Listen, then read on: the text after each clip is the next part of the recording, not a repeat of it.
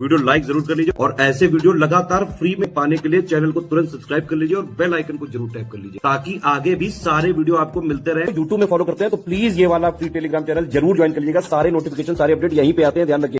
Hello everyone, welcome to R by study for civil services. Myself Alka Pandey. तो दोस्तों, इस video में हम देख रहे हैं प्राचीन भारत का इतिहास और आज हम पढ़ेंगे मौर्योत्तर काल के बारे में। तो देखिए, अंतिम मौर्य शासक बृहद्रथ की 187 ईसा पूर्व में अपनी सेना का निरीक्षण करने के दौरान उसी के प्रधान सेनापति पुष्यमित्र शुंग ने हत्या कर दी थी। इस प्रकार मौर्य शासन का अंत हो गया और शुंग वंश के मगध के शासकों के रूप में स्थापना हुई। ठीक है, तो मौर्य काल का अंतिम शासक था बृहद्रथ, जिसको उसी के प्रधान सेनापति पुष्यमित्र शुंग ने उसकी हत्या कर दी और उसके बाद शुरू हो गया शुंग वंश। ठीक है, तो शुंग वंश जो था वो 185 ईसा पूर्व से 148 ईसा पूर्व था। तो इसकी स्थापना पुष्यमित्र शुंग ने और राजधानी इसकी पाटलिपुत्र रखी थी। और शुंग वंश का अंतिम शासक था देवभूति। शुंगों को उनकी मूल जाति में ब्राह्मण माना जाता था और उनका उल्लेख बौद्ध व ब्राह्मणवादी दोनों ही ग्रंथ जैसे हर्षचरित्र, बृहदारण्यक उपनिषद, पाणिनि की अष्टाध्यायी, कालिदास का मालविकाग्निमित्रम, दिव्यदान, तारांथ के विवरणों में किया गया था। इसमें कुल 10 शासकों ने 112 वर्षों तक शासन किया था। तो चलिए शुरुआत करते हैं पुष्यमित्र शुंग से। तो यह सेनानी या सेनापति पुष्यमित्र सर्वाधिक प्रचलित उपाधि थी। यह पहले मौर्य सेना का प्रमुख सेनापति था, बृहद्रथ था। ठीक है, फिर राजा धना के अयोध्या प्रस्तर अभिलेख में उल्लेखित है कि इसने 2 अश्वमेध यज्ञ किए। मालविकाग्निमित्रम नाटक पुष्यमित्र और विदर्भ के राजा यज्ञसेन के बीच संघर्ष और उसके ऊपर शुंगों की जीत का उल्लेख करता है। पुष्यमित्र ने बैक्ट्रियाई यूनानी शासक दामित्रियस को पराजित भी किया था।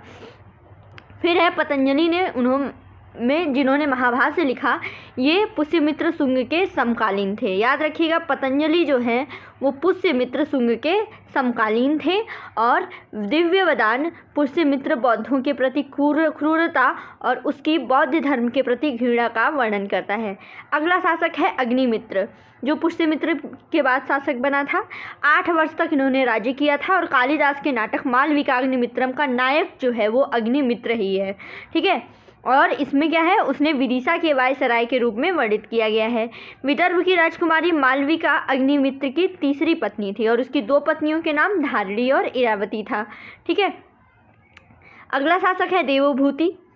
तो शुंग वंश का जो अंतिम शासक था वो था देवभूति और हर्षचरित्र के अनुसार वो अपने ब्राह्मण मंत्री वासुदेव कर्ण द्वारा मारा गया था, जिसके बाद कर्ण वंश की स्थापना हुई थी। मध्य भारत में शुंग साम्राज्य के कुछ शेष हिस्सों पर सातवाहन भी प्रतिस्थापित हो गए थे। ठीक है, तो फिर अब कर्ण वंश की शुरुआत होती है। तो यहाँ पे इसमें कुल 4 शासक वासुदेव, भूमिमित्र, नारायण और सुशर्मा हुए, जिन्होंने 45 वर्षों तक शासन किया और पुराणों में कर्णवंशी शासकों का शुभभृत्य कहा गया है। फिर वासुदेव की बात करें तो ये कर्णवंश के संस्थापक थे और ऋषि कर्ण का इनको वंशज माना जाता है और पाटलिपुत्र से इन्होंने शासन किया था। सुशर्मा कर्णवंश का अंतिम शासक था और इसकी हत्या सातवाहन शासक सिमुक ने की थी। चलिए अब इससे जरूरी कुछ 1 लाइनर तथ्य देख लेते हैं मौर्य एवं मौर्योत्तर काल से संबंधित। तो चंद्रगुप्त मौर्य के शासनकाल में पाटलिपुत्र का प्रशासन एक समिति द्वारा संचालित था, जिसमें सदस्यों की संख्या थी 30। और उड़ीसा में भुवनेश्वर के निकट हाथी का तौली शैल शिल्प 3री ईसा पूर्व में मौर्य के दौरान अशोक ने बनवाया था। प्रशस्ति का अर्थ होता है राजा की स्तुति करना और प्रशस्ति में राजा द्वारा किए गए महान कार्यों का उल्लेख होता है। उत्तर काल में पालिश किए हुए मृदभांड, मंडलकूप, पक्की ईंटें, अशोक के अभिलेख, यूनानी यात्रियों के विवरण इत्यादि मौर्य काल की पुरातात्विक व साहित्यिक स्रोत हैं। बौद्ध ग्रंथ दिव्यावतान चंद्रगुप्त मौर्य को क्षत्रिय मानता है, जबकि विशाख दत्तकृत मुद्रा राक्षस उन्हें वृषिल का मानते हैं। ये इम्पॉर्टेंट है। ठीक है, दिव्यवदान के अनुसार ये क्षत्रिय थे चंद्रगुप्त मौर्य, वहीं मुद्रा राक्षस के अनुसार ये वृषल थे। ठीक है, न्यायपालिका विभाग कंटक शोधन से संबंधित था और मौर्य काल में न्यायालय मुख्यतः 2 प्रकार के थे। एक तो कंटक शोधन यानी फौजदारी न्यायालय और दूसरा थे धर्मस्थीय यानी दीवानी न्यायालय। चंद्रगुप्त की एक पत्नी, उनका नाम हेलेना था, जो कि सेल्यूकस निकेटर की पुत्री थी और एक बार कौटिल्य ने आश्रित पत्नी और बच्चों की समुचित व्यवस्था किए बिना भिक्षु बनने वाले व्यक्ति के लिए दंड का विधान किया था। फिर है मौर्य राजवंश के शासक सीरिया जैसे पश्चिम के दूर के देशों के साथ राजनयिक संबंध रखते थे। ठीक है। कल्याण नामक व्यापारिक केंद्र का उल्लेख यूनानी लेख कोसमास में भी किया गया है। ठीक है। कंगनहल्ली स्थित स्तूप अवशेषों से अशोक की पाषाण पर उद्धत प्रतिमा उसके नाम के साथ प्राप्त हुई है। कंगनहल्ली, ठीक है, याद रखिएगा। यहाँ के स्तूप में अशोक के पाषाण पे उद्धत प्रतिमा उनके नाम के साथ मिली हुई है। ठीक है। ये जो जगह है कंगनहल्ली, ये कर्नाटक के गुलबर्गा जिले में है। ठीक है। और अशोक का जो सरेखुन अभिलेख है ये कंधार में स्थित है। ठीक है, जहाँ पे अरमाइक और ग्रीक लिपियों में ये लिखा गया है। फिर है 13वें शिलालेख में अशोक के 8वीं जातियों का उल्लेख मिलता है और ये जो शिलालेख है ये 5 यमन राजाओं में धर्म प्रचारकों को भेजने का वर्णन करता है। आगे बढ़ें तो अशोक के द्वितीय शिलालेख में चोल, पांड्य, केरलपुत्र, सतयुपुत्र जैसे 5 देशों की सीमाओं पर पड़ोसी शक्तियों का वर्णन मिलता है और रुद्रादमन का जूनागढ़ अभिलेख में चंद्रगुप्त मौर्य और अशोक दोनों का नाम मिलता है।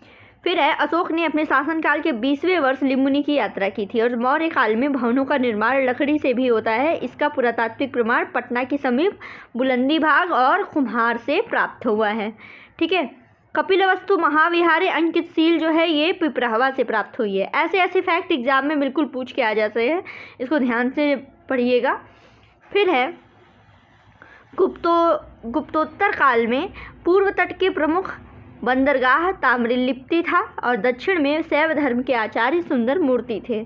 ठीक है। आगे आता है गुप्त वंश। इसका संस्थापक थे गुप्त वंश के, ये तो मौर्योत्तर हमने देख लिया। चलिए गुप्त वंश से शुरुआत करते हैं। इसके संस्थापक थे श्रीगुप्त, अंतिम शासक था विष्णुगुप्त, वास्तविक संस्थापक थे चंद्रगुप्त प्रथम और राजधानी थी इसकी पाटलिपुत्र। और चंद्रमुक्त विक्रमादित्य के समय 2 राजधानी थी, पहली पाटलिपुत्र, दूसरी उज्जयिनी। तो चलिए शुरू करते हैं चंद्रगुप्त प्रथम से। तो इनका जो समय था, देखिए संस्थापक तो श्रीगुप्त था, लेकिन वास्तव में जब गुप्त वंश अपने चरम पर था तो वास्तविक संस्थापक था चंद्रगुप्त प्रथम। तो इसका जो समय काल है वो है 319 से लेकर 335-36 ईस्वी। तो ये पहला ऐसा गुप्त शासक था जिसको महाराजाधिराज की उपाधि जिसने धारण की थी। इसने ही पाटलिपुत्र को गुप्तों की राजधानी बनाया था और इन्हें गुप्तों का वास्तविक संस्थापक माना जाता है। ठीक है। हेमचंद्र राय चौधरी चंद्रगुप्त प्रथम को द्वितीय मगध साम्राज्य का संस्थापक मानते हैं। वायु पुराण के अनुसार इस साम्राज्य का विस्तार पूर्व में मगध से लेकर पश्चिम में प्रयाग तक विस्तृत था, जिसमें साकेत भी शामिल था। चंद्रगुप्त प्रथम ने 319-20 ईस्वी में गुप्त संवत चलाया था और इस संवत का प्रथम प्रयोग चंद्रगुप्त द्वितीय के मथुरा अभिलेख में हुआ है। और चंद्रगुप्त प्रथम ने नेपाल के लिच्छवी वंश की राजकुमारी कुमार देवी से विवाह करके अपनी सत्ता और प्रतिष्ठा को बढ़ाया था। सम्राट, उसकी रानी और लिच्छवी राष्ट्र के संयुक्त नामों के सिक्के गढ़वाए गए। इस प्रकार वैवाहिक गठबंधन को स्वीकारा गया और वास्तव में समुद्रगुप्त का उल्लेख इलाहाबाद प्रशस्ति में लिच्छवी के पौत्र के रूप में किया गया था।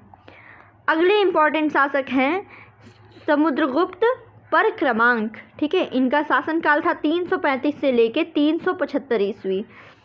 तो प्रयाग प्रशस्ति में चंद्रगुप्त प्रथम द्वारा समुद्रगुप्त को भरी सभा में राज्य प्रदान करने का वर्णन है और इसके बाद चंद्रगुप्त प्रथम ने संन्यास ले लिया था। ठीक है। और विंसेंट स्मिथ ने समुद्रगुप्त को भारत का नेपोलियन कहा है। इनके विषय में प्रचलित भी है कि इनके शरीर पर 100 घाव थे और वह 100 युद्धों का विजेता था। ये कभी भी पराजित नहीं हुआ और इसका एक नाम चंद्रप्रकाश भी था, जिसका उल्लेख वामन के काव्यालंकार सूत्र में मिलता है। ठीक है। समुद्रगुप्त को प्रयाग प्रशस्ति में धर्म प्राचीर बंध, धरणी बंध, पृथ्वीयाम प्रतिरथ यानी जिसका पृथ्वी पर कोई प्रतिद्वंदी न हो, कविराज यानी कवियों का सम्राट, लिच्छवी दौहित्र, परम भट्टारक कहा गया है। ठीक है। फिर कई लाख गायों का दानी भी इनको कहा गया है। इनके देखिए नाम याद कर लीजिएगा, समुद्रगुप्त के कई बार एग्जाम में पूछा गया है। ठीक है। और समुद्रगुप्त ने उपमहाद्वीप के अधिकतर भागों पर प्रत्यक्ष या अप्रत्यक्ष नियंत्रण हासिल कर लिया था, जो नेपाल के राज्य और उत्तर में पंजाब से दक्षिण पूर्व में कांचीपुरम के पल्लव राज्य तक फैला हुआ था। ठीक है। और रामगुप्त पहला गुप्त शासक था जिसने तांबे की मुद्राओं का प्रवर्तन किया था। और रामगुप्त के कुछ सिक्के एरड़ व भिलसा विदिशा से मिलते हैं। ठीक है। समुद्रगुप्त का समकालीन श्रीलंका का नरेश मेघवर्ण था। समुद्रगुप्त की आज्ञा से उसने बोधि वृक्ष के उत्तर में श्रीलंका के बौद्ध भिक्षुओं के लिए एक भव्य विहार बनवाया था। फिर इनके जो सिक्के हैं समुद्रगुप्त के, उसमें वीणा का चित्र है। और समुद्रगुप्त के शासन के समय कांची का शासक विष्णुगुप्त था। वो महान संगीतज्ञ था, वीणा वादन का शौकीन था। और जूनागढ़ के लेख से ज्ञात होता है कि स्कंदगुप्त ने पर्णदत्त को सौराष्ट्र प्रदेश का गुप्ता सैनिक राज्यपाल नियुक्त किया था। ठीक है। आगे इसके बारे में और देखते हैं। समुद्रगुप्त के कुछ अभिलेख देख लेते हैं। तो इसमें देखिए एरड़ अभिलेख, यह अभिलेख मध्य प्रदेश से मिला हुआ है।